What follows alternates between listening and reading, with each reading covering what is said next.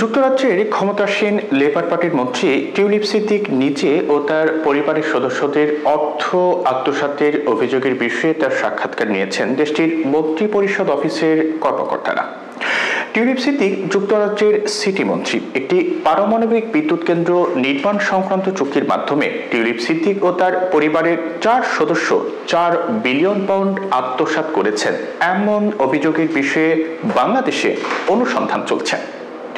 রোববার এই বিষয়টি জানাজানি হয়। জানা যায় যে অভিযোগের বিষয়ে যুক্তরাজ্যের মন্ত্রী পরিষদ অফিসের শুদ্ধতা ও নীতি সংক্রান্ত দল টিউলিপ সিদ্দিককে জিজ্ঞাসাবাদ করেছে। টিউলিপ সিদ্দিককে বাংলাদেশের দুর্নীতি দমন কমিশনের কর্মকর্তারা জিজ্ঞাসাবাদ করতে পারেন। এই বিষয়টি প্রকাশ হওয়ার পর তাকে যুক্তরাজ্যের মন্ত্রী পরিষদ অফিসের কর্মকর্তারা জিজ্ঞাসাবাদ করলেন।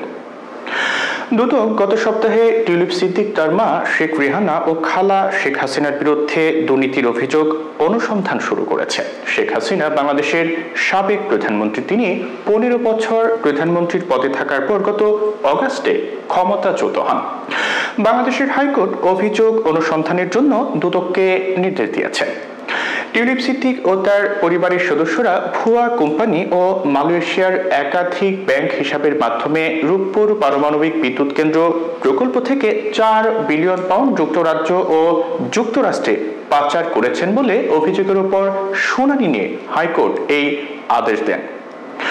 অভিযোগ সামনে আসার পরিপ্রেক্ষিতে যুক্তরাজ্যের প্রধানমন্ত্রী কিয়ার স্টারমার তার মন্ত্রিসভার সদস্য টিউলিপ সিদ্দিকের পাশে দাঁড়িয়েছেন। সম্প্রতি বিবিসির এক প্রতিবেদনে বলা হয় যে যুক্তরাজ্যের প্রধানমন্ত্রীর দপ্তর 10 নং ডাউনিং স্ট্রিট বলেছে যে টিউলিপ সিদ্দিকের উপর প্রধানমন্ত্রী কিয়ার স্টারমারের আস্থা রয়েছে। টিউলিপ সিদ্দিক তার দায়িত্ব চালিয়ে যাবেন। দ্য টেলিগ্রাফের প্রতিবেদনে বলা হয় যে অর্থ আত্মসাতে সম্পৃক্ততার অভিযোগে অস্বীকার করেছেন টিউলিপ সিদ্দিক। তিনি বলেছেন যে অভিযোগের ব্যাপারে এখন পর্যন্ত কোনো কর্তৃপক্ষ তার সঙ্গে যোগাযোগ করেননি। যুক্তরাজ্যের ক্ষমতাসীন লেবার পার্টির কর্মকর্তারা এসব অভিযোগকে মিথ্যা বলে বর্ণনা করেছেন। তারা বলেছেন যে শেখ হাসিনার বিরোধীরা রাজনৈতিক কারণে এসব অভিযোগ এনেছেন। যুক্তরাজ্যের সংবাদ মাধ্যম মেইল অন সানডে জানিয়েছে যে টিউলিপ সিদ্দিক ও অন্যদের সঙ্গে সম্পর্কিত তথ্যগত প্রমাণ সংগ্রহ করছেন 5 জন তদন্ত কর্মকর্তা। এই বিষয়ে টিউলিপ সিদ্দিক সহ অন্যদের বক্তব্য জানানোর জন্য তদন্তকারীরা আগামী কয়েক সপ্তাহের মধ্যে তাদের চিঠি দিতে পারেন। পত্রিকাটি বলেছে যে দুদক বাংলাদেশের রাজধানী ঢাকায় অবস্থিত যুক্তরাজ্যের হাই কমিশনের মাধ্যমে টিউলিপ সিদ্দিককে চিঠি পাঠাবে।